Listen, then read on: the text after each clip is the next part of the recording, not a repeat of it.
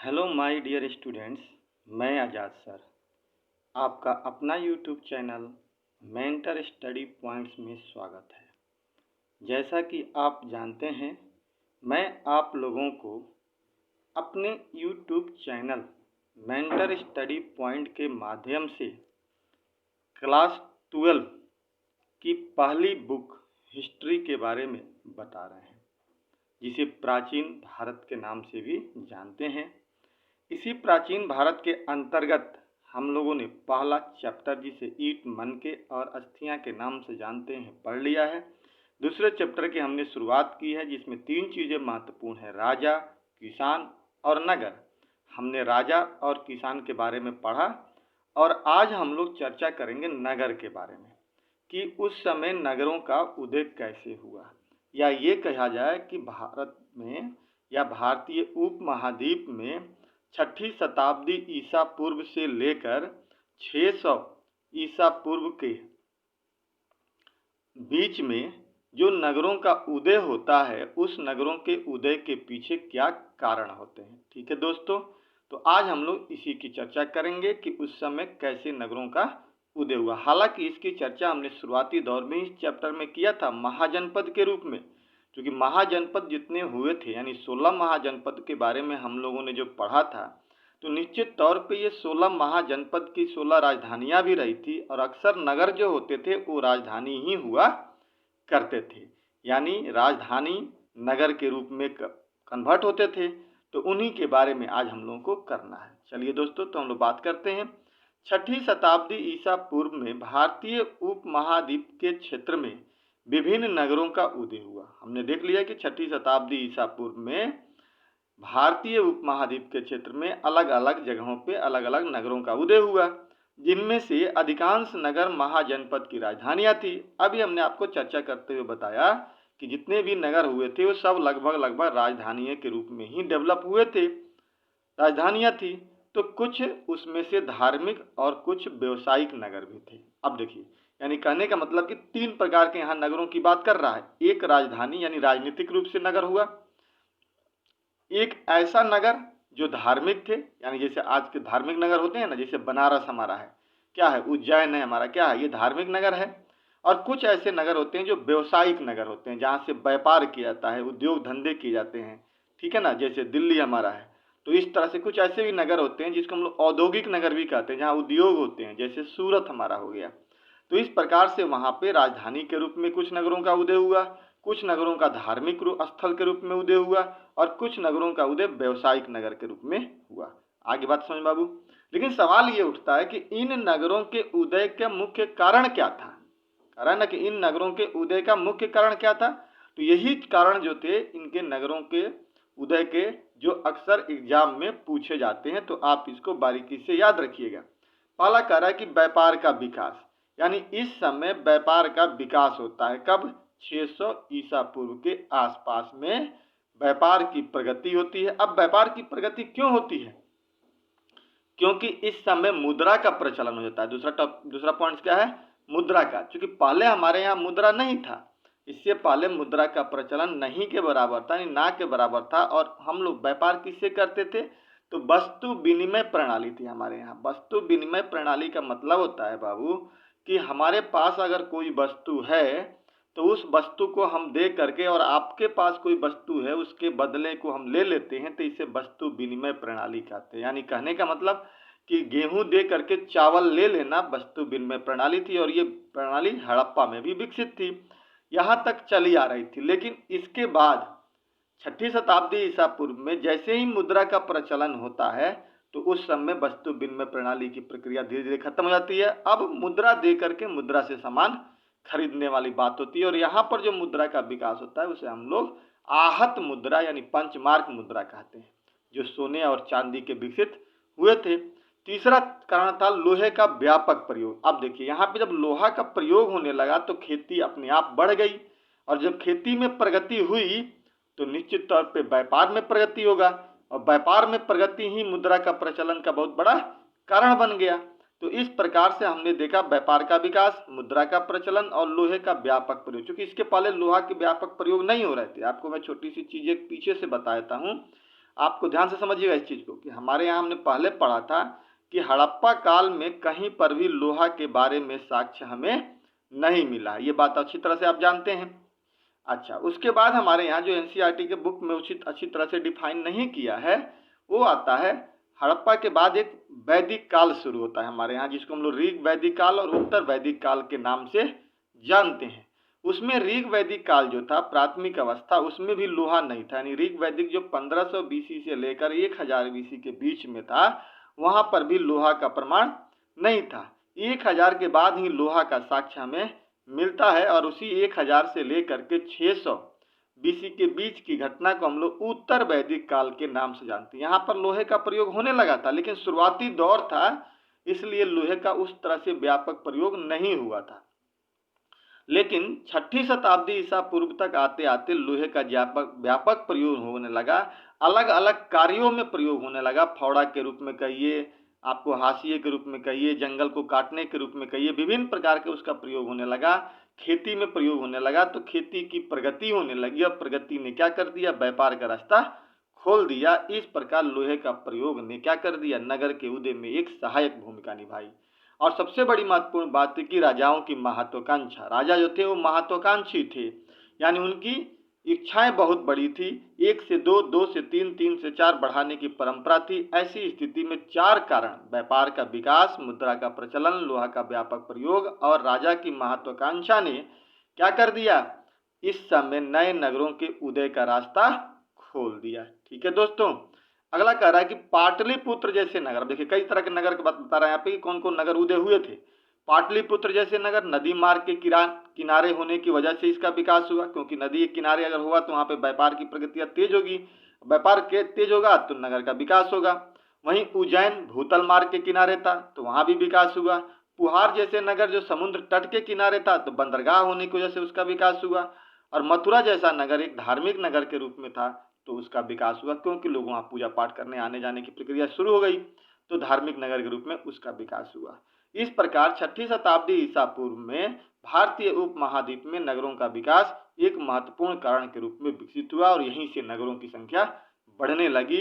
और अगर आपसे क्वेश्चन पूछा जाए कि भारतीय उपमहाद्वीप में नगरों के उदय का क्या कारण थे, तो बेटा सीधा सीधी आप इस पूरे पैराग्राफ को भी लिख देंगे तब भी उचित है। अदरवाइज कारण पूछ जाए तो पॉइंट्स में लिखिए कि सबसे पहला मुख्य कारण था व्यापार का विकास, मुद्रा का प्रचलन, लोहा का प्रयोग और राजा की महत्वाकांक्षाओं ने क्या कर दिया, नए नए नगरों के उदय का रास्ता खोल दिया। और तब उसको आप डिफाइन कर दीजिए जैसे कि मैंने आपको बताया। इस प्रकार से ये टॉपिक आपका कंप्लीट हो जाएगा। अब पूछा जा रहा है कि नगरीय जनसंख्या, यानी नगर का विकास होगा तो निश्चित तौर पे क्या होगा, नगर में जनसंख्या बढ़ेगी, क्योंकि नगर में हर सुविधाएं उपलब्ध होती है। देखिए बात को समझिएगा कि नगर की जनसंख्या कैसे बढ़ती है, हर नगर में हर चीज की सुविधाएं होती है। अब नगर है तो वहाँ स्कूल भी है, वहाँ पे क्या है, हॉस्पिटल भी है, वहाँ पे बाजार भी है, यातायात के साधन भी हैं, सेवा की सुविधाएं भी उपलब्ध हैं, यानी हर प्रकार की सुविधाएं नगरों में होती है। अब ऐसी स्थिति में व्यक्ति क्या करता है, छोटे जगह से नगरों में जाकर के बस जाता है। आप देख लीजिए दिल्ली की जनसंख्या लगातार आबादी अगर बढ़ रही है तो उसके पीछे वजह क्या है, सारी सुख सुविधाएं यहाँ पे होती है तो लोग गाँव छोड़ करके अपने शहरों में बसने चले आते हैं। तो इस वजह से नगरों की संख्या अचानक बढ़ने लगती है, उद्योग होते हैं, फैक्ट्रियाँ होती है, लोगों को काम मिलता है तो बढ़ना शुरू होता है। तो हम लोग यहाँ पे पढ़ेंगे कि नगरीय जनसंख्या का उदय कैसे होता है नगरों में जनसंख्या। अब इसमें हमें पढ़ना है सम्राट वर्ग और शिल्पकार, यानी एक उच्च वर्ग और एक शिल्पकार वो होते थे जो उस समय काम करते थे, यानी गहना उद्योग में अन्य चीजों को बनाने वाले लोग होते थे। देखना बाबू ध्यान से समझना, इसको भी बहुत अच्छी तरह समझ में आएगा, जिससे आपको पहला पॉइंट समझ में आया। कह रहा है कि 6ठी शताब्दी ईसा पूर्व में नगरों की संख्या अच्छी खासी थी, नगर अच्छे खासे बढ़ गए थे, डेवलप हो ही रहे थे। ठीक है, जिसमें सम्राट वर्ग और शिल्पकार निवास करते थे, जिनमें से शासक वर्ग और राजा किले के अंदर नगरों में निवास करते थे। बात समझिए, देखा रहा है कि 6ठी शताब्दी ईसा पूर्व में नगरों की संख्या अच्छी खासी थी, जिसमें सम्राट वर्ग और शिल्पकार निवास करते थे, यानी उच्च वर्ग और शिल्प रहते थे, जिसमें से शासक वर्ग और राजा किले के अंदर नगरों में निवास करते थे। इन नगरों की खुदाई कर ज्यादा जानकारी प्राप्त करना संभव नहीं है आज के डेट में, क्योंकि आज इन स्थलों पर लोग रहते हैं। देखिए बात समझ में आ गई, नहीं तो फिर दोबारा समझाता हूँ। कहने का मतलब है कि जो अच्छे अच्छे नगर थे वहां पे सम्राट वर्ग और शिल्पकार लोग रहते थे, इस बात का तो प्रमाण है। लेकिन अगर हम ये कहें कि इनकी खुदाई की जाए, खुदाई करके अच्छी तरह से जानकारी प्राप्त की जाए तो थोड़ा मुश्किल है। क्यों? क्योंकि पहले जहाँ नगर था वहाँ आज भी नगर है, आज भी लोग रहते हैं, तो अब उन सारे लोगों को हटा करके उसकी खुदाई करना तो संभव नहीं है। जैसे पाटलिपुत्र की बात की जाए तो पाटलिपुत्र पहले भी था और आज भी पटना है। अब वहाँ से सारे लोगों को कह दिया जाए, हटा दिया जाए, फिर खुदाई की जाए तो संभव है? नहीं संभव है। तो ऐसी स्थिति में थोड़ी दिक्कत पैदा हो जाती है। अब कह रहा है कि लेकिन फिर भी वहां से आज विभिन्न प्रकार के पुरावशेष प्राप्त होते हैं। आज छोटे छोटे जगहों पर कुछ उस समय की चीजें मिलती है और उन्हीं सामानों से हम तुलना करके बताते हैं कि वो लोग कितने अमीर थे या कितने गरीब लोग थे। जिनमें से उत्तम श्रेणी के मिट्टी के कटोरे मिलते हैं, थालियां मिली हैं जिन पर चमकदार कलई चढ़ाई की यानी पेंट किया गया है, जिसे उत्तरी कृष्ण मार्जित पात्र के नाम से जानते हैं। अब देखिए, जब वहां के बर्तन अच्छे मिले हैं, कटोरे अच्छे मिले हैं, थालियां अच्छी मिली है, पेंट किया हुआ मिला है, तो ये सब क्या है? ये तो अमीरी का प्रमाण है। यानी वहां पे सम्राट वर्ग और शिल्पकार लोग रहते थे, इस बात का साक्ष्य हमें मिल जाता है। ठीक है बेटा। दूसरा कह रहा है कि शायद इन पात्रों का उपयोग अमीर लोग करते हों। बिल्कुल सही बात है। इसके अलावा वहां से सोना, चांदी, कांसे, तांबा, हाथी दांत, शीशे जैसे तरह तरह के पदार्थ बने, उपकरण, हथियार, बर्तन, सीप और पक्की मिट्टी का साक्ष्य भी मिलता है। अब इतने सारे साक्ष्य मिलना, सोना, चांदी, कांसे, तांबा, हाथी दांत, शीशे इत्यादि का, ये क्या बताता है? कि निश्चित तौर पे उस समय के लोग अमीर रहे होंगे और वो लोग विभिन्न प्रकार के औद्योगिक काम में लगे थे और उद्योग का निर्माण कर रहे थे। आगे बात समझ में। अगला कह रहा है, हालांकि द्वितीय शताब्दी ईसा पूर्व तक आते आते, यानी छठी शताब्दी से द्वितीय शताब्दी तक आते आते ऐसे भी अभिलेखों की जानकारी मिलने लगी। अभिलेख आप समझते ही हैं, मैंने आपको पहले बता रखा है, जो पत्थरों पर, शिलालेखों पर, स्तंभों पर जो लेख लिखे जाते थे उसको हम लोग शिलालेख का अभिलेख कहते थे। की जानकारी मिलने लगता है जिसका संबंध धनात्मक अर्थात धनी व्यक्ति दाता से होता था। इसमें उनके व्यवसाय का भी उल्लेख मिलता है। कहने का मतलब है कि जैसे जैसे हम लोग आगे बढ़ना शुरू किए, हमें बाबू अभिलेख मिलने लगा और उस अभिलेख पे बहुत सारे अमीर वर्गों के बारे में लिखा गया था। जैसे कोई अमीर आदमी है तो उसने अपना अभिलेख लिखवा दिया, उसमें ये भी लिखवा दिया कि मैं इस तरह का व्यवसाय करता हूँ, मैं इतना अमीर आदमी हूँ, मैं इतना ये काम करता हूँ, ये चार चीजें लिखवा के छोड़ दिया। आज जब हमने उसको पढ़ना शुरू किया तो हमें पता चला कि तो इस व्यक्ति का अभिलेख है और ये तो व्यवसायिक काम करता था, इतना अमीर आदमी था, उससे पता चल जाता है। जैसे आज भी हम लोग अपने मान ले घर में कोई दुकानों का खाता भैया अगर ला कर रख देते हैं और वो तीसरे व्यक्ति का हाथ लग जाए तो इससे तो पता चलेगा ना कि इस घर में इस दुकानदार के पास इतना पूंजी प्रॉपर्टी है और बाकी सारी चीजें हैं। तो एक उसी को हम लोग क्या कर दिया? अभिलेख करते हैं। तो अभिलेखों से भी उस समय की जानकारियां मिलती हैं। साथ ही साथ जो पुरातात्विक साक्ष्य हैं, जैसे सोना, चांदी, तांबे इत्यादि के बर्तन हो गए, मिट्टी के कटोरे हो गए, इन सब चीजों से प्रमाणिकता मिलता है कि नगरों में सम्राट वर्ग और शिल्पकार लोग रहते थे और वो लोग काफी अमीर हुआ करते थे। आगे बात समझ में। अब कह रहा कि नगरों में विभिन्न प्रकार के व्यवसाय करने वाले लोग रहते थे। ये भी बात सही है, आज भी नगरों में वही लोग रहते हैं। जैसे धोबी, बुनकर जो कपड़े बुनते थे, लिपिक, बढ़ई जो लकड़ी का काम करता था, कुम्हार जो मिट्टी के बर्तन बनाते थे, स्वर्णकार जो सोने का काम करते थे, लोहार जो लोहे का काम करते थे, अधिकारी वर्ग भी, धार्मिक गुरु भी जो पंडित होते हैं, धार्मिक गुरु, व्यापारी और राजाओं के बारे में विवरण मिलते हैं कि नगरों में यही लोग रहते थे। आज भी ऐसे ही है, बिल्कुल कोई बदलाव नहीं है।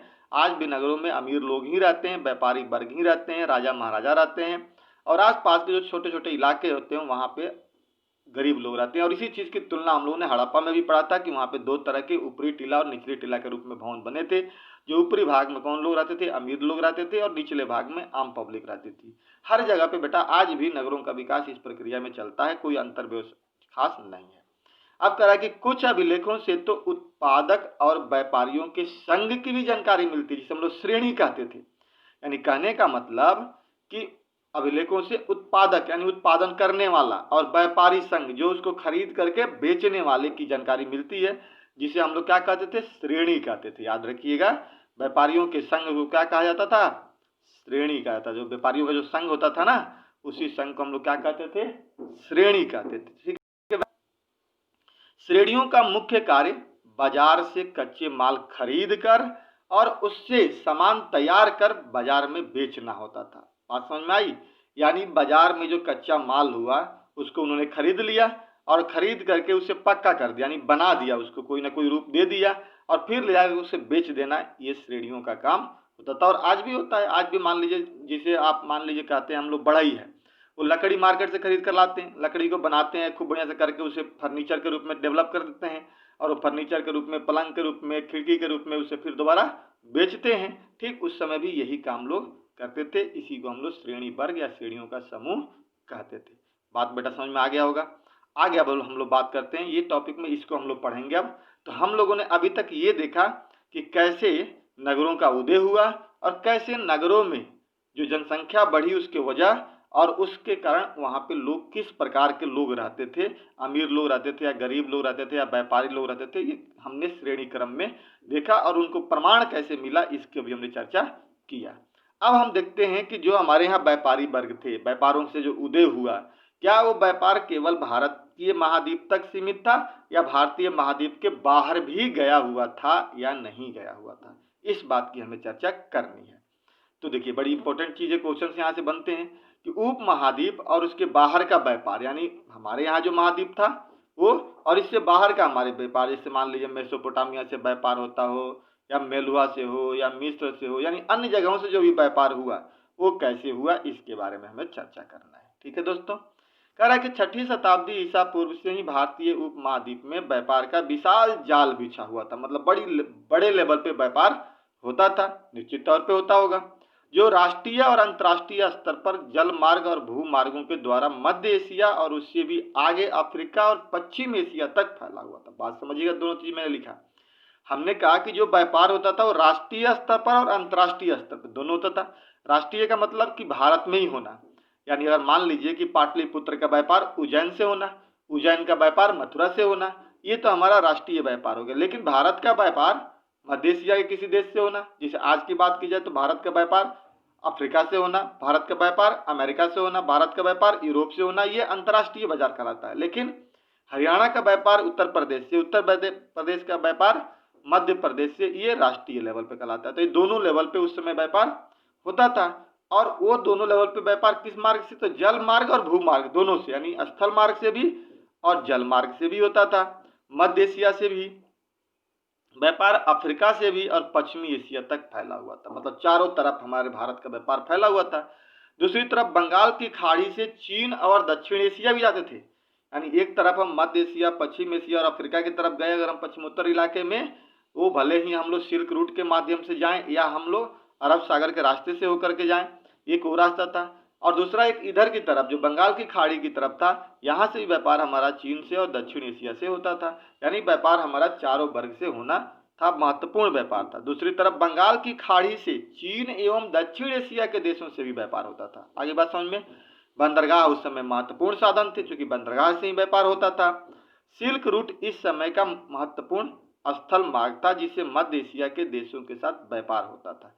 सिल्क रूट बेटा हम लोग कहते हैं हमारे देश में, नक्शे तो मैं नहीं बता सकता, यहाँ पे कम जगह है, लेकिन मैं ऐसे बताता हूँ कि भारत के ऊपर जब हम जाते हैं तो हमारा जम्मू कश्मीर से होते हुए, पाकिस्तान होते हुए अफगानिस्तान, अफगानिस्तान से मध्य एशिया होते हुए जो रास्ते पहले जाते थे हमारे तुर्की में, उसी रास्ते को हम लोग सिल्क रूट के नाम से जानते थे। ऊपर जाने के बाद दो हिस्सों में बढ़ जाता था, चाइना की तरफ भी बढ़ जाता था और इधर मध्य एशिया से होते हुए पश्चिमी एशिया तक जाता था। इसी को हम लोग सिल्क रूट कहते थे, यानी रेशम का व्यापार होता था, इसलिए हम लोग इस मार्ग को रेशम मार्ग भी कहते थे। आगे बात समझ में। तो जिससे मध्य एशिया के देशों के साथ व्यापार होता था, किससे, तो सिल्क रूट के माध्यम से। उधर ऊपर स्थल मार्ग से हो गया। जल मार्ग से बात की जाए तो अरब सागर से होता था। इन मार्गों पर शासकों का नियंत्रण होता था। किसका नियंत्रण होता था जी, शासकों का नियंत्रण होता था। और व्यापारियों की सुरक्षा प्रदान करने के लिए उनसे कर भी वसूला जाता था। यानी व्यापार जो चलता, जो रास्ते होते थे उस रास्ते पर व्यापारी अपना व्यापार करने के लिए निकलते थे, तो कई बार लुटेरे भी उनको लूट लिया करते थे। तो लुटेरों से बचाने के लिए, उनकी रक्षा करने के लिए राजा क्या करता था, सुरक्षा का व्यवस्था करता था। और उस सुरक्षा के बदले में व्यापारियों से क्या करता था, टैक्स लेता था, पैसा लेता था। इस प्रकार से हमारे यहाँ व्यापार की प्रगति हुई थी, भारत और भारतीय उपमहाद्वीप से बाहर अन्य देशों में। ठीक है दोस्तों। आगे कह रहा है कि नमक, अनाज, कपड़ा, धातु और इससे निर्मित उत्पाद, पत्थर, लकड़ी, जड़ी बूटी जैसे अनेक प्रकार के सामान एक स्थान से दूसरे स्थान तक पहुंचाए जाते थे। आ गया।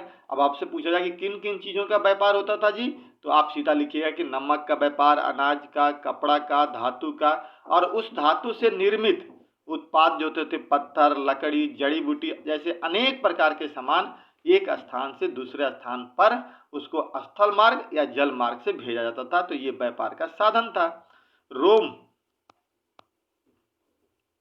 रोमन साम्राज्य में काली मिर्च जैसे मसालों तथा कपड़ों एवं जड़ी बूटियों की भारी मांग होती थी।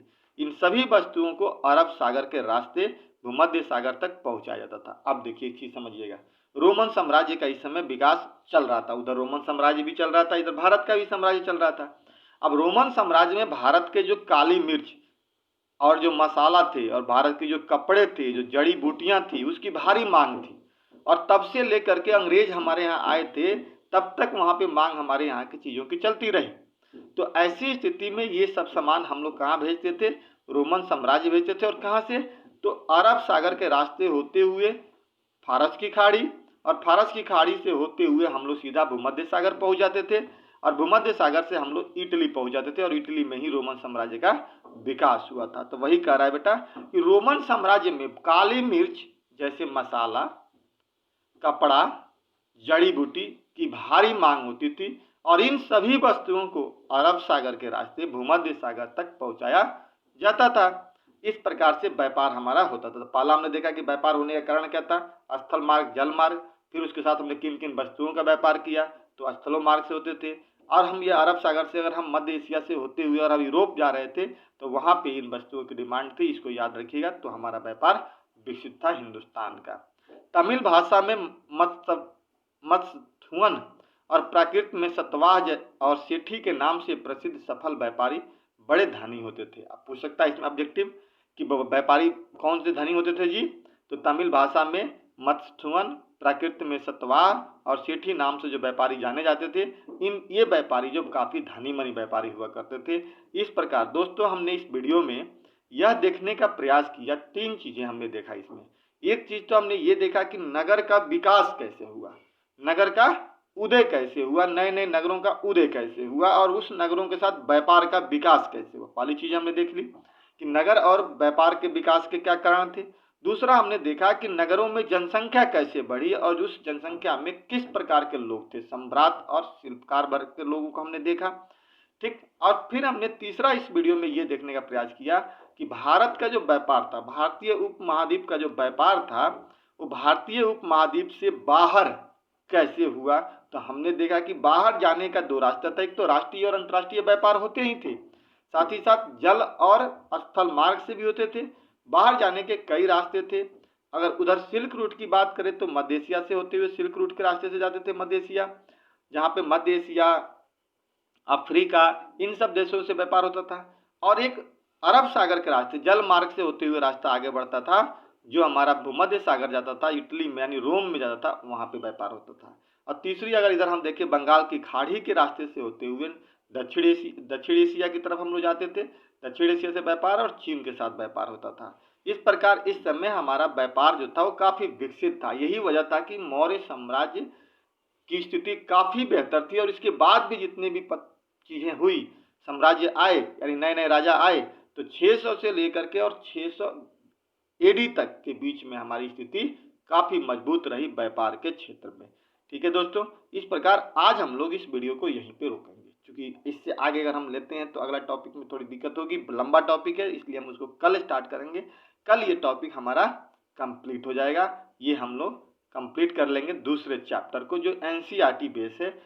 यह वीडियो दोनों लोगों के लिए काम है। 12वीं क्लास में जो बच्चे पढ़ रहे हैं उनके लिए तो बेसिक है ही, कंपटीशन की अगर कोई व्यक्ति तैयारी करता है ना, उसके लिए भी एनसीईआरटी की मैटर ये काफ़ी मायने रखता है। एनसीईआरटी की बुक बाकी महत्वपूर्ण रखता है। ठीक है दोस्तों, इस प्रकार दोस्तों अगर आपको ये वीडियो अच्छा लगा तो आप इसे लाइक करना, दोस्तों के साथ इसे शेयर करना और एक सब्सक्राइब जरूर करना, ताकि आपको जैसे ही मैं कोई नया वीडियो अपलोड करूं आपको तुरंत उसका नोटिफिकेशन मिल जाए। इसी के साथ ही मैं इसको समाप्त करता हूं। जय हिंद, जय भारत।